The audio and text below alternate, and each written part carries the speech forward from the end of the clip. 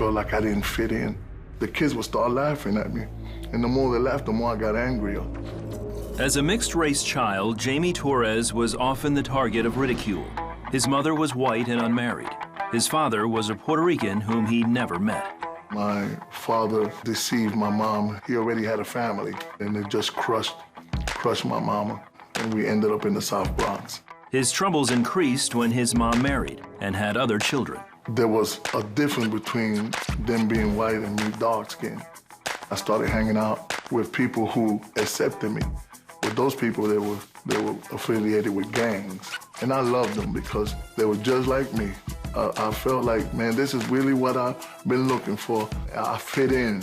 They asked me to do whatever, and because I longed for their approval, I did whatever it took to earn their love. Jamie's zeal often got him into trouble.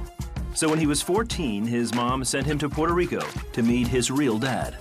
For the first time, I feel like, wow, I feel like I had an identity. I belong to him. Come to find out, my dad was a drug dealer in Puerto Rico.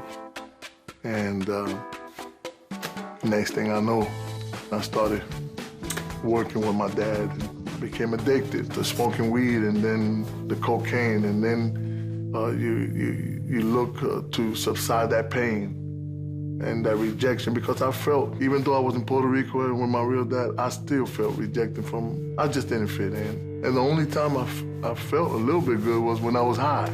Jamie eventually moved back to the States. He kicked his drug habit, but stayed in the drug trade. I got hooked up with some Cubans and Colombians. I was getting kilos from Colombia. You know, I got involved with a crew that was real strong. Money was my God. The more money and drugs I had, the more people acknowledged me. You're my man, and I loved that. I had to go get that money by all means necessary. I didn't care what it took. Throughout his 20s, Jamie's drug business grew, which put him on the FBI's radar. So they built the case, and then they arrested me. They were trying to give me a life sentence. I was scared, to be honest with you. I was scared like a little kid, and I knew that I was going to spend the rest of my life in prison and die there. While awaiting his trial, Jamie met Gene Lawson. For a man in prison, he was unusually happy. But here I am. I can't sleep at night. I'm worried sick, I'm afraid. And here this man's been sentenced to 25 years, and he's walking like he don't have a care in the world. And deep down, I didn't tell him, but I wanted what he had. He had a peace, and I longed for that. Over the next few weeks, Gene talked about the peace that comes from faith in Jesus, no matter where you are. But Jamie resisted, afraid it would make him appear weak. Until one Sunday, he found himself outside the prison chapel. And I went in and I sat all the way in the back because I'm still conscious. I don't want my homeboys to see me. And next thing I know, this man started speaking. It seemed like everything he was saying was directly at me. It was something that I was living. It was piercing my heart. It was like he was in my thoughts.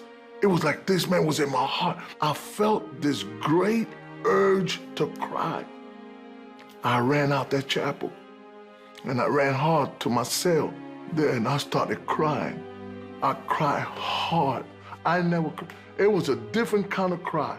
And I said, God, if you're real, give me what Gene has. I wanted what Gene had. And then I went to sleep. A couple hours later, Jamie woke up and went looking for Gene. He found him in the cafeteria and told Gene about his encounter with God. And he asked me a question. He said, do you want to feel this peace forever? And I said, yes, sir. And he opened that little black book and he went to Romans chapter 10. And he shared with me the gospel, the plan. We got it on our knees. And I did the sinner's prayer. I repented of my sins.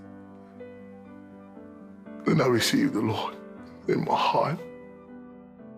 I felt a weight come off me. You would think that in prison, it's meant for you to lose your freedom. But actually, I found my freedom in prison. And then my journey started with Jesus. Jamie lost his case and was sentenced to 25 years. But having found peace and acceptance through Christ, prison didn't scare him anymore. He used the time inside to share Christ with others. The 700 Club would come in the morning, and boy, I would get inspired. And that's what God used to start my first Bible study in jail. God used me as a missionary in prison, and everywhere I went, I started a Bible study. Later, a nonprofit picked up his case and fought for a mistrial. They won, and after serving only 10 years, Jamie was set free.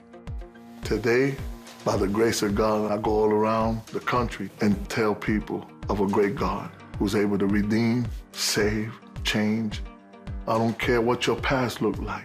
It can be the worst of worst. And He loves you unconditionally. And He has a future for you. Please just trust Him. Just cry out to Him. He loves you with everything in Him.